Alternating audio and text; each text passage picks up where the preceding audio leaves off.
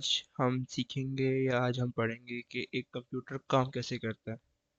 बे मुझे पता है एक बेसिक सी चीज़ है, लेकिन हम फिर भी हम पढ़ेंगे कि इसके अंदर तक घुसेंगे कि कंप्यूटर काम कैसे करता है, कंप्यूटर के अंदर होता क्या है।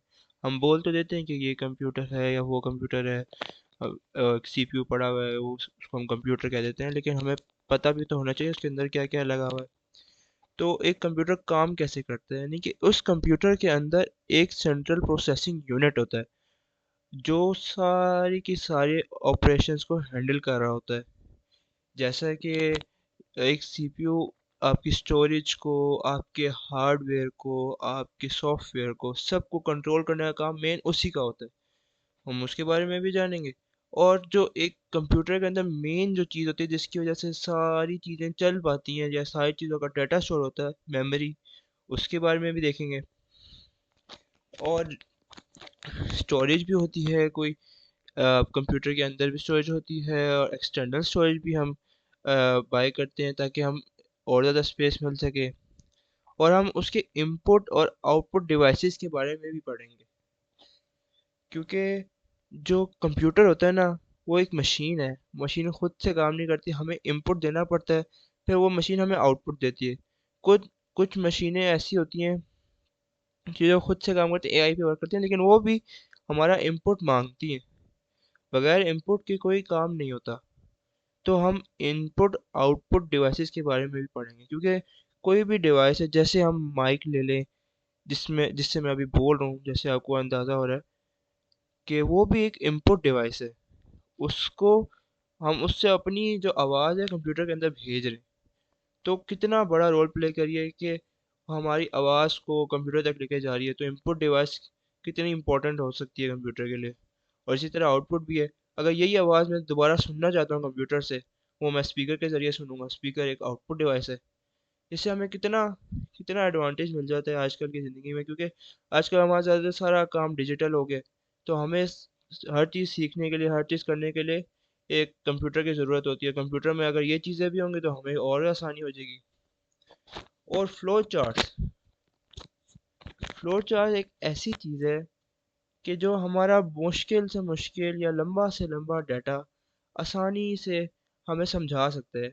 ग्राफिकल चीज़ों के ज़रिए, ग्राफिकल शेप्स के ज़रिए हम उसके अंदर ऐसी शेप्स डाल देते हैं कि हमें चीज़ें समझ आ जाती हैं। जो इतना बड़ा सा पैराग्राफ होता है, हम उसको कंसाइज करके लिख सकते हैं। उससे हमें कोई मसला नहीं होता। तो फ्लो चार्ट्स के अंदर स्पेसिफिक शेप्स होती हैं जो स्पेसिफिक फंक्शंस बता रही होती हैं, यानी कि हर शेप का अलग मकसद होता है। कि डायमंड शेप डिसीजन मेकिंग के लिए होता है, या वो इफ एल्स जो लगाते हैं ना हम कंडीशंस, उसके लिए डायमंड यूज़ करते हैं। और फिर इनपुट आउटपुट का अलग होता है। और फिर दूसरी चीज़ों का अलग अलग शेप्स डेडिकेट होती है फ्लो चार्ट के अंदर। तो हम बेसिकली पढ़ेंगे कंप्यूटर काम किस तरह करता है, कंप्यूटर में कौन कौन सी चीज़ होती हैं जिससे कंप्यूटर चलने में आसानी होती है, और फ्लो चार्ट्स कैसे हमें आसानी देते हैं। चलिए आगे चलते हैं।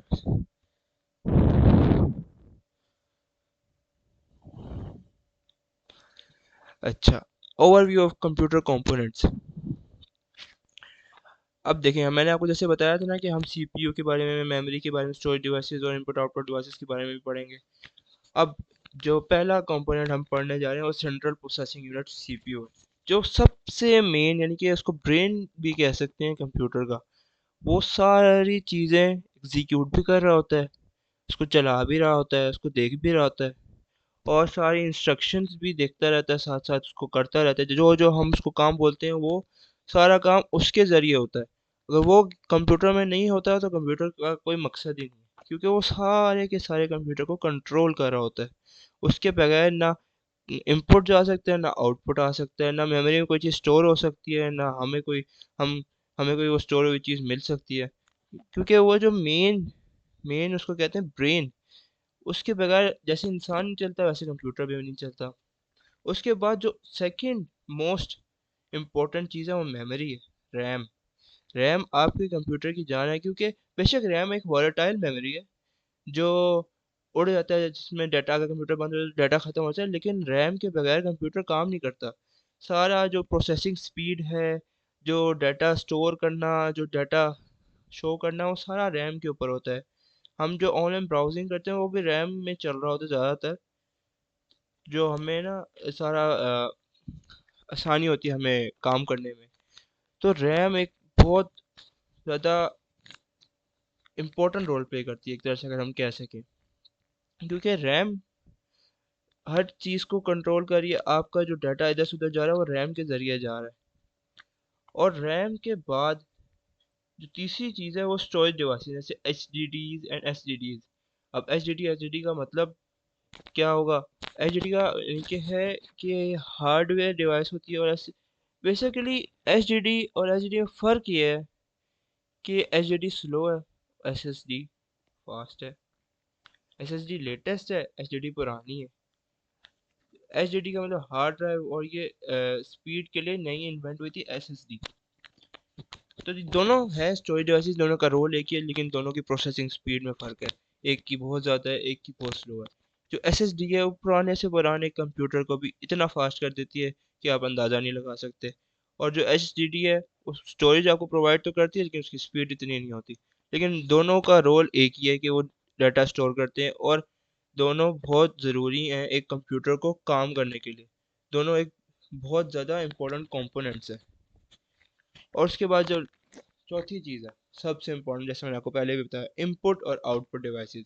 जब तक हमारे पास कोई इनपुट देने की कोई चीज़ ही नहीं होगी तो हम आउटपुट कैसे मांग सकते हैं कंप्यूटर से? कंप्यूटर एक मशीन है ना, मशीन को हम बताएंगे ही नहीं कि काम करो तो वो हमें काम करके कैसे देगी? खुद से तो नहीं देगी ना। हम बताएंगे कि हमें यहाँ पे 1 को 2 से मल्टीप्लाई करके दो, तो फिर वो आउटपुट देगी। अब 1 को 2 से मल्टीप्लाई करके दो हम कैसे उसको बताएंगे? इनपुट डिवाइस यूज़ करेंगे, जैसे कीबोर्ड यूज़ करेंगे हम। मशीन को बताएंगे, कंप्यूटर को बताएंगे कि हमें ये करके दो, तो हमें फिर उसके बाद हमें उसका आउटपुट मिलेगा कि 1 को 2 से मल्टीप्लाई कर दो। हम मशीन को बोलेंगे, मशीन करेगा, मशीन फिर उसके बाद हमें आउटपुट दिखाएगा। अब मशीन, हमारे पास कंप्यूटर है, कंप्यूटर आउटपुट कैसे दिखाएगा? एक हमारे पास स्क्रीन होगी, वहां से उसको आउटपुट दिखा देगा। 1 को 2 से मल्टीप्लाई करने से 2 आता है। तो जो देखें, इनपुट और आउटपुट डिवाइसेस दोनों साथ साथ काम करती है। दोनों इक्वली इम्पोर्टेंट है एक कंप्यूटर को काम करने के लिए। इसके बगैर कोई भी कंप्यूटर नहीं चल सकता।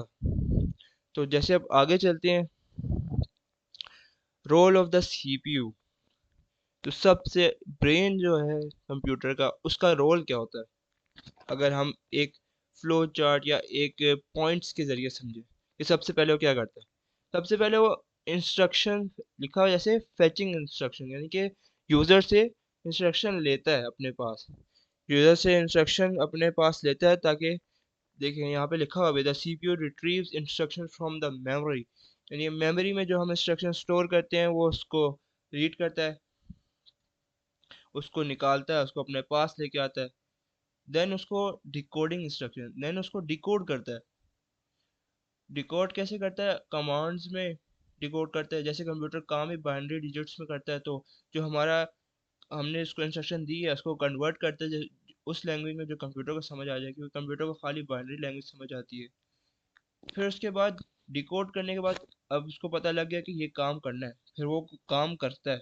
एग्जीक्यूटिंग इंस्ट्रक्शंस, जो उसने डिकोड कर ली इंस्ट्रक्शंस हमारी दी हुई, उसको अब एग्जीक्यूट कर रहा होता है। एग्जीक्यूट कैसे करता है? जैसे हमने अगर उसको बोला कि मल्टीप्लाई करके दो, फिर वो उसको मल्टीप्लाई कर रहा है अपने उसके अंदर, सिस्टम के अंदर। फिर जब उसने मल्टीप्लाई कर दिया तो उसका रिजल्ट भी तो हमें शो कराना है ना। तो फिर वो मेमोरी के पास दोबारा भेज देता है, रैम के पास भेजता है, या हमारे पास जो स्टोरेज डिवाइसेस हैं, H D D, S S D, उसके अंदर भेजा था, ताकि हमें वो जो उसने कैलकुलेशन किया ना, हमें उसका रिजल्ट भी तो शो हो ना। क्योंकि जब तक हमें पता नहीं चलेगा कंप्यूटर ने इसका मल्टीप्लिकेशन कर दिया, तो हम कैसे बोल सकते हैं? कंप्यूटर हमें कैसे दिखा सकता है कि मैंने मल्टीप्लिकेशन कर दिया है? वो यही इसी तरह के वो रिजल्ट स्टोरेज डिवाइसेस में स्टोर कर देगा। वहाँ से हम देख लेंगे आउटपुट डिवाइस के जरिए। आउटपुट डिवाइस हमारे पास स्क्रीन होगी, जो इक्वली इंपॉर्टेंट है इनपुट डिवाइसेस, क्योंकि इनपुट डिवाइस के जरिए हम इंस्ट्रक्शन इसके अंदर डालेंगे, तभी तो ये सारा काम कर सकेगा ना। तो एक सीपीयू को काम करने के लिए भी इनपुट आउटपुट डिवाइसेस चाहिए होती हैं। और सीपीयू का रोल इतना इंपॉर्टेंट है कि वो आपको सारा काम करके दे रहा होता है। तो उसका क्या क्या हम एक दो रिवाइज करते हैं कि इंस्ट्रक्शन लेता है पहले, फिर उनको डिकोड करता है, फिर उनको एग्जीक्यूट करता है। एग्जीक्यूट यानी कि उनको सॉल्व कर रहा होता है, उनको ऊपर इम्प्लीमेंट कर रहा होता है। फिर उसके बाद जब उसने सारा का सारा सॉल्व कर लिया, फिर वो सारा रिजल्ट्स जो होते हैं हमें शो कराने के लिए मेमोरी में स्टोर करता है। फिर हम हमें वो चीज़ मिल जाती है, हमारा रिजल्ट जो उसने सॉल्व किया इक्वेशन या जो मल्टीप्लिकेशन हमें हमने दी हुई थी वो हमें मिल जाती है। तो अब आगे चलते हैं। अब हमें देखें, अब जो उसका सेकंड कंपोनेंट था मेमोरी एंड स्टोरेज को अंडरस्टैंड करते हैं कि होता क्या है, काम किस तरह करता है, क्या होता है। तो देखें, वहाँ पे दो तरह की मेमोरी होती है, एक रैम होती है, एक रोम होती है। रैम का मतलब रैंडम एक्सेस मेमोरी, रोम का मतलब रीड ओनली मेमोरी। जो रैम होती है वो वोलेटाइल होती है, वो डाटा अपना ना खो देती है जब कंप्यूटर ऑफ हो जाता है। जैसे आप देखते हैं ना, जैसे कंप्यूटर आपका ऑन है, एकदम से लाइट चली जाती है, तो जब आप दोबारा ऑन करते हैं तो सारा जीरो पे आ जाता है सिस्टम, वही स्टार्ट ऑन हो रहा होता है, सामने कुछ भी नहीं खुला था, सारी टैब्स आपकी बंद हो जाती हैं। तो वो जो काम आप कर रहे थे ना टैब्स में, वो रैम में स्टोर हो रहा था। लाइट जाने से सारा उड़ गया, आपको दोबारा से सारा करना पड़ेगा। तो वो काम रैम में हो रहा था। अब देखें, आपने एक गेम डाउनलोड कर ली इंटरनेट से, ठीक है, वो डाउनलोड होगी, आपने इसको सेव कर लिया ना किसी भी ड्राइव में कंप्यूटर के अंदर। अब लाइट चली जाती है, आप कंप्यूटर दोबारा ऑन करते हैं, आप ड्राइव खोलते हैं, आपको सामने वो मिल जाती है चीज़। वो तो नहीं गायब होती, वो तो नहीं डिलीट होती, क्योंकि वो रैम रोम में पड़ी हुई होती है। रोम जो होती है ना, वो आपका सारा डाटा सेव कर लेती है, वो लाइट जाने से लाइट आने से उसको कोई फर्क नहीं पड़ता। वो आपकी एक परमानेंट मेमोरी के तौर पे काम करती है और नॉन वॉलेटाइल होती है वो। अच्छा, उसके बाद हमारे उनकी स्पीड में फ़र्क आ जाता है। स्पीड में कैसे फ़र्क आता है कि जो रैम होती है उसकी तेज़ होती है स्पीड, स्टोरेज डिवाइसेस के बदले या उसके मद्दे मुकाबले अगर हम रखें। क्योंकि ना रैम हमारा जो हमारे टास्क, हम ब्राउजिंग कर रहे हैं, हमें ब्राउजिंग स्पीड अच्छी चाहिए, हम फ़ौरन फ़ौरन ये टैब्स खोल लें, फ़ौरन फ़ौरन बंद कर लें, फ़ौरन ये कर लें, फ़ौरन फ़ौरन कर लें, वो सारा काम रैम के ज़रिए होता है। और जितनी ज़्यादा रैम और जितनी अच्छी स्पीड की रैम हम यूज़ करते हैं ना, उसकी वजह से हमारा सारा का सारा परफॉर्मेंस और मल्टीटास्किंग एफिशिएंसी सारा का सारा इंक्रीज हो जाता है। अगर रैम हमारे पास बिल्कुल थर्ड क्लास पुरानी लो स्पीड की कम जीबी की, तो हमारा सारा काम स्लो हो जाता है, उसके ज़रिए कंप्यूटर हैंग होना शुरू होता है। तो रैम की जो स्पीड होती है सारी स्टोरेज डिवाइसेस से तेज़ होती है। हालांकि वो वोलेटाइल होती है कि उसका डाटा लूज होता है, लेकिन उसकी स्पीड भी बहुत तेज़ होती है, उसके ज़रिए हम बाकी सारे काम कर सकते हैं। और उसके बाद हम अगर समझते हैं स्टोरेज आर्किटेक्चर को, कि ये काम कैसे करता है। एचडीडी जो होता है वो स्पिनिंग डिस्क यूज करता है, और बाकी जो एसएसडी है ना वो फ्लैश मेमोरी यूज करती है। अब देखिए, मैंने आपको पहले बताया था ना कि एसएसडी तेज होती है, एचडीडी स्लो होती है। वो क्यों होती है? क्योंकि एचडीडी के अंदर स्पिनिंग डिस्क होती है, जो यानी कि मैन्युअली काम हो रहा था एक तरह से। और जो एसएसडी है ना, उसमें लाइट वाला यूज हो रहा है, फिनोमेना देखिए, फ्लैश मेमोरी होती है। और वो इस चीज़ की वजह से, फ्लैश मेमोरी की वजह से एसएसडी बहुत तेज़ हो जाती है एचडीडी की वजह से, एचडीडी के मद्दे मुकाबले। एसएसडी ज़्यादातर आजकल यही यूज़ हो रही है क्योंकि इसकी स्पीड भी ज़्यादा है, ड्यूरेबिलिटी भी होती है और पावर कंजप्शन भी कम होती है। यानी कि स्पीड तेज़ होती है और ये चलती भी ज़्यादा है, और ये इलेक्ट्रिसिटी भी कम कम कंज्यूम करती है। फिर उसके बाद अगर हम देखें डाटा ट्रांसफर मैकेनिज्म्स को, तो डाटा ट्रांसफ़र मेमोरी और स्टोरेज डिवाइस के दरमियान होता है बसेस को इस्तेमाल करके। और ये सबसे ज़रूरी है सारे सिस्टम की परफॉर्मेंस को ना बेहतर करने के लिए। ये सारा सिस्टम चलता किस तरह है, जब तक इन दोनों के दरमियान में डाटा ट्रांसफ़र हो रहा होता है ना, तो ये सारा सिस्टम से बहुत इफेक्ट पड़ता है कि कितने तेज़ है सिस्टम, कितना स्लो है, कितना तेज़ है, कितना आपका अच्छा काम कर रहा है, कितना गलत काम कर रहा है। यानी कि आपका कोई चीज़ आप इंस्ट्रक्शन दे रहे हैं तो वो देर से हो रही है, जल्दी हो रही है, वो सारी चीज़ें इस पे इफेक्ट करती हैं। तो हम जैसे आगे चलते हैं। अब इनपुट आउटपुट ऑपरेशंस, जो इम्पोर्टेंट चीज़ें हैं आपको मैंने बताया। अब देखिए, मैंने आपको बताया था ना, कीबोर्ड इनपुट और माउस इनपुट डिवाइसेस, जो हम जो इंस्ट्रक्शन देते हैं, जो डाटा देते हैं कंप्यूटर के अंदर डालने के लिए, हमें कीबोर्ड और माउस की ज़रूरत होती है, उसके बगैर हम वो काम नहीं कर सकते। और फिर उसके बाद जो आउटपुट डिवाइसेस होती हैं, आउटपुट डिवाइसेस जो हम कंप्यूटर के अंदर डालते हैं, सीपीयू काम करता है, जो हमें सीपीयू ने हमें रिजल्ट शो करना है, वो आउटपुट डिवाइसेस के जरिए शो करेगा। जैसे कि मॉनिटर, प्रिंटर, हमें सारा का सारा डाटा हमें सामने विजुअली हमें दिखा रहा होता है। देखिए, दोनों एक दूसरे के आगे पीछे काम करते हैं, दोनों इक्वली इम्पोर्टेंट है। फिर उसके बाद पेरिफेरल कम्युनिकेशन है, जो सारी आईओ डिवाइसेस कनेक्ट करती हैं वेरियस इंटरफेसेस। यानी कि सारी जो आईओ डिवाइसेस हैं ना हमारे पास, मुख्तलिफ इंटरफेसेस से कनेक्ट होती हैं, वो पेरिफेरल कम्युनिकेशन कहलाती है। और अब आगे आ गया hardware drivers, specific drivers allow the OS to communicate. यानी कि अगर अगर मैं आपको एक एग्जांपल के ज़रिए समझाऊँ ना, कि हमने एक नया माउस लिया, हमने कंप्यूटर में कनेक्ट कर दिया। अभी हमने उस माउस का ड्राइवर इंस्टॉल नहीं किया कंप्यूटर के अंदर, लेकिन हमने कनेक्ट कर दिया। जो जो हम कनेक्ट करेंगे तो वो माउस को रीड ही नहीं कर पाएगा। माउस से हम क्लिक करेंगे, इनपुट देने की कोशिश करेंगे, वो नहीं लेगा, क्योंकि उसको पता ही नहीं कि वो चीज़ क्या है। जब उसको पता ही नहीं है वो चीज़ क्या है, तो वो कैसे करेगा?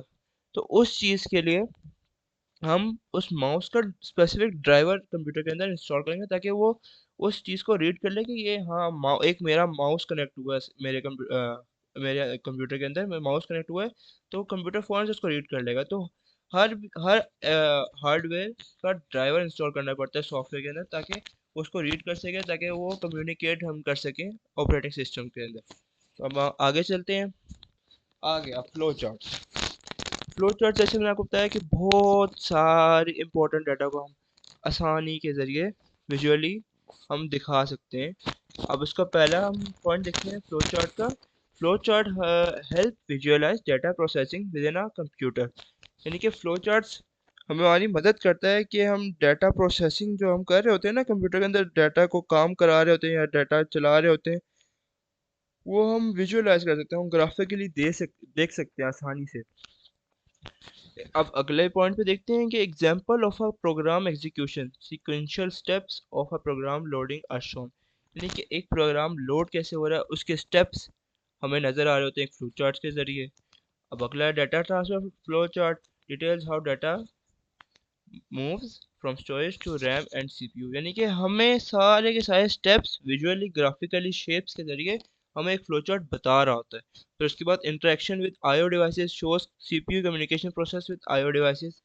आईओ डिवाइसेस का मतलब इनपुट आउटपुट डिवाइसेस है, कि जो फ्लो चार्ट है वो हमें ये भी बता रहा होता है कि इनपुट डिवाइस कैसे होती है और आउटपुट डिवाइस कैसे कनेक्ट होती है कंप्यूटर के अंदर, वो कैसे कम्युनिकेट करती है, कैसे अपना डाटा ट्रांसफ़र और रिसीव करती है। वो सारा कुछ एक विजुअलाइज प्रोसेस होता है फ्लो चार्ट के ज़रिए हमें जो पता लगता है। और आखिर में हम ये देखेंगे कि जो आजकल की टेक्नोलॉजी ना वो कंटिन्यूसली इवॉल्व हो रही है। हमें अंदाज़ा भी नहीं है कि इतनी तेज़ी से हमारी टेक्नोलॉजी बढ़ी है, और वो हमारे लिए ही फ़ायदेमंद है। वो हमारे कंप्यूटर को फास्ट कर देती है, बहुत एफिशिएंट कर देती है। और हमें सीखना भी चाहिए, और ये बहुत ज़रूरी भी है कि हमें एक कंप्यूटर को इस्तेमाल करना आता हो, और कंप्यूटर एक काम कैसे करता है हमें वो भी पता हो। और हमें ये भी चाहिए कि अडेप्शन भी करें उसके नीड्स के ज़रिए। यानी कि कोई कंप्यूटर एक आगे की फील्ड में जा रहा है, तो हम भी उसके अंदर आगे जाएं, हमें भी पता हो कि आगे काम किस तरह हो रहा है, और हम आगे आने वाली जो टेक्नोलॉजीज़ है उसके बारे में हमें पता हो कि क्लाउड कंप्यूटिंग कैसे हो रही है, और एज कंप्यूटिंग जो कंप्यूटर डाटा हैंडल कैसे हो रहा है, चेंज कैसे हो रहा है, हमें सब पता होना चाहिए कि आजकल की और आने वाली सारी टेक्नोलॉजीज कैसे काम करेंगी कंप्यूटर के ज़रिए। तो बेसिकली हमें पता होना चाहिए कि कंप्यूटर काम किस तरह करते हैं और हम कंप्यूटर के ज़रिए काम किस तरह कर सकते हैं। तो होपफुली आपको ये सारा कुछ समझ आया होगा। इंशाल्लाह फिर इंशाल्लाह अगली वीडियो में मिलते हैं। ओके, अल्लाह हाफिज़।